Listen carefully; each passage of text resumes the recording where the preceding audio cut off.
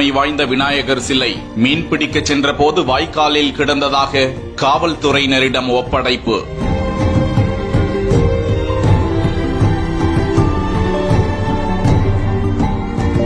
கடலூர் மாவட்டம் ஸ்ரீமுஷ்ணம் அருகே ஆதிவராகநல்லூர் கிராமத்தில் காலை வேளையில் அப்பகுதியைச் சேர்ந்த மீனவர்கள் வாய்க்காலில் மீன்பிடிக்க சென்றதாகவும் அப்போது தங்களது காலில் தென்பட்ட பொருளை தண்ணீரை இறைத்துவிட்டு பார்த்தபோது விநாயகர் சிலை என தெரிய வந்ததாகவும் இதுகுறித்து ஸ்ரீமுஷ்ணம் காவல்துறையினருக்கு தகவல் தெரிவிக்க சம்பவ இடத்திற்கு காவல் ஆய்வாளர் வீரமணி மற்றும் ஆய்வாளர் ஹுசேன் ஆகியோர் வந்து இதுகுறித்து விசாரித்து அந்த 2.5 அடி சிலையை கைப்பற்றி கிராம நிர்வாக அலுவலர் கதிரவன், வட்டாட்சியர் செந்தில்வேல் சீதாராமன் ஆகியோருக்கும் தகவல் கொடுத்து அந்த சிலையை ஆய்வு செய்த போது சுமார் 150 ஆண்டுகால பழமை வாய்ந்ததாக இந்த சிலை இருக்கலாம் என தெரிவித்த அதிகாரிகள் அதனை சுத்தப்படுத்தி பூஜை மேற்கொண்டனர்.